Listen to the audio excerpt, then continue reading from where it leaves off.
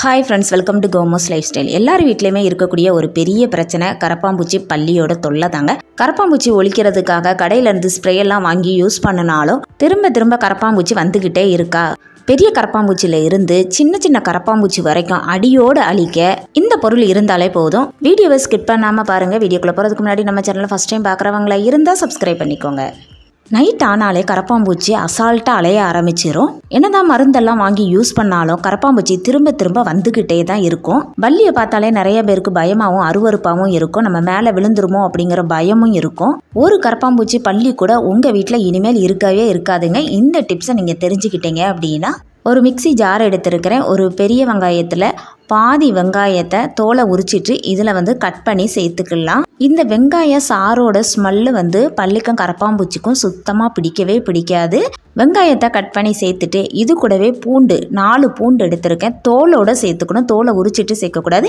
இப்போ தோலோட 4 பூண்டையும் ஜாரில் சேர்த்துக்கலாம். 3/4 ஸ்பூன் மிளகு எடுத்திருக்கிறேன். மிளகையும் இப்போ இதோட சேர்த்துக்கலாம். இது கூட கொஞ்சமாக தண்ணி சேர்த்து இதை நல்லா அரைச்சிட்டு வந்துக்கலாம். நம்ம சேர்த்துருக்க பூண்டு, மிளகு, வெங்காயம் இதோட ஸ்மெல்லு பல்லிக்கும் கரப்பாம்பூச்சிக்கும் சுத்தமாக பிடிக்கவே பிடிக்காது. இப்போ இந்த அளவுக்கு நல்லா அரைச்சி எடுத்துகிட்டு வந்துட்டேன். இப்போ ஒரு பவுல் எடுத்துருக்கிறேன். ஒரு வடிகட்டி எடுத்துகிட்டு இதை கொஞ்சமாக தண்ணி சேர்த்து வடிகட்டி எடுத்துக்கலாம். வடிகட்டி எடுத்துட்டு இந்த வேஸ்ட்டை தூக்கி தூர போட்டுறாதங்க. இதையும் ரொம்ப யூஸ்ஃபுல்லாக பயன்படுத்தலாம். இது இருக்கட்டும், இதை எப்படி யூஸ் பண்ணலாம் அப்படிங்கிறதையும் சொல்கிறேன். வடிகட்டி எடுத்த இந்த மேஜிக்கான லிக்விடு கூட இன்னொரு முக்கியமான பொருள் சேர்க்க போகிறோம், வினிகர். வினிகர் ஒரு 2 முடி சேர்த்துக்கலாம். வினிகரில் இருந்து ஒரு நெடித்தன்மை வரும். இந்த நெடித்தன்மை பல்லி கரப்பாம்பூச்சிக்கு சுத்தமாக பிடிக்கவே பிடிக்காது.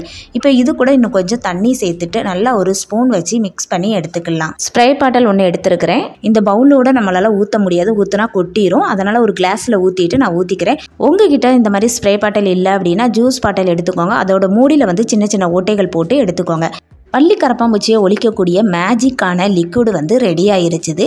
இந்த லிக்விடு ரொம்பவே பவர்ஃபுல்லாக இருக்கும். இந்த ஒரு லிக்விடு மட்டும் இருந்தால் போதும். ஒரு பல்லி கரப்பாம்பூச்சி கூட உங்கள் வீட்டில் நீங்கள் பார்க்கவே முடியாது. வேஸ்ட்டுன்னு சொல்லி தூக்கி வச்சுருந்தேன். இந்த சக்கையை எப்படி யூஸ் பண்ணலாம் அப்படிங்கிறத பார்க்கலாம். நியூஸ் பேப்பரை சின்ன சின்னதாக கட் பண்ணி வச்சுருக்கிறேன்.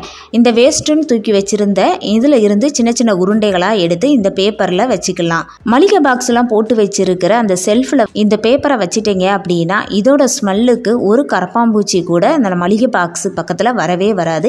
அதேமாரி ஃப்ரிட்ஜுக்கு கீழே, வாஷிங் மிஷினுக்கு கீழேயும் இந்த பேப்பரை எடுத்து வச்சிட்டோம் அப்படின்னா கரப்பாம்பூச்சி தொல்லை இருக்காது. கரப்பாம்பூச்சி வரக்கூடிய மெயினான இடமே கிச்சன் தான். கிச்சன் சிங்குக்கு கீழே தண்ணி போகிற அந்த இடத்துலையும் இந்த மாதிரி ஒரு பேப்பரை தூக்கி வச்சுக்கோங்க. இந்த ஸ்ப்ரேயை எப்படி யூஸ் பண்ணலாம் அப்படின்னா, கிச்சனை நம்ம நைட்டு க்ளீன் பண்ணதுக்கப்புறம் கவுண்டர் டாப்பில் இந்த மாதிரி தெளித்து விட்டுருங்க. நைட்டு டைமில் கவுண்டர் டாப்லலாம் கரப்பாம்பூச்சி நடமாட்டம் அதிகமாக இருக்கும். அதேமாதிரி கிச்சன் சிங்குக்கு கீழே அந்த தண்ணி போகிற இடத்துலையும் இந்த மாதிரி நல்லாவே ஸ்ப்ரே பண்ணி விட்டுருங்க.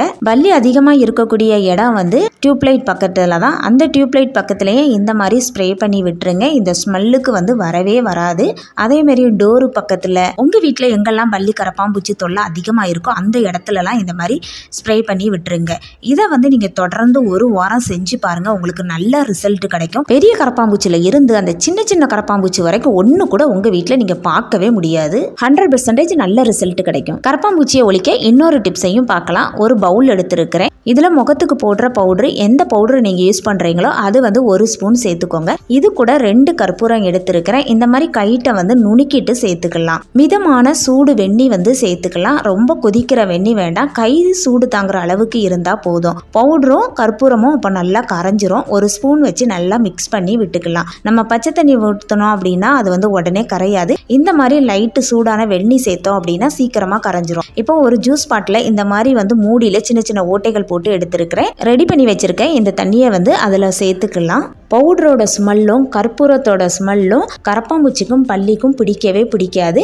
இதை நீங்கள் ஸ்ப்ரே பண்ணி விட்டீங்க அப்படின்னா உங்கள் வீட்டில் ஒரு பல்லி கரப்பாம்பூச்சி கூட வரவே வராது. நைட்டு எப்பவும் நம்ம தூங்குறதுக்கு முன்னாடி கவுண்டர் டாப்லலாம் இந்த மாதிரி இந்த தண்ணியை ஸ்ப்ரே பண்ணி விட்டுருங்க.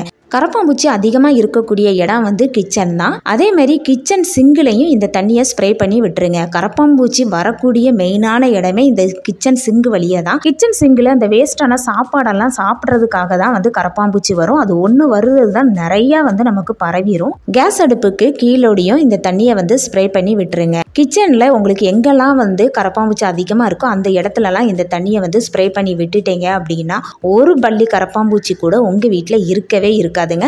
இன்னைக்கு கரப்பாம்பூச்சியை ஒழிக்க 2 டிப்ஸை வந்து சொல்லியிருக்கிறேன். இந்த 2 டிப்ஸில் உங்களுக்கு எந்த டிப்ஸ் ரொம்ப ஈஸியாக இருக்கோ அந்த டிப்ஸை வந்து நீங்கள் யூஸ் பண்ணி பாருங்கள். நீங்கள் தொடர்ந்து ஒரு வாரம் கண்டிப்பாக செய்யணும். அந்த மாதிரி செஞ்சீங்க அப்படின்னா ஒரு பல்லி கரப்பாம்பூச்சி கூட உங்கள் வீட்டுக்குள்ளே இருக்கவே இருக்காது.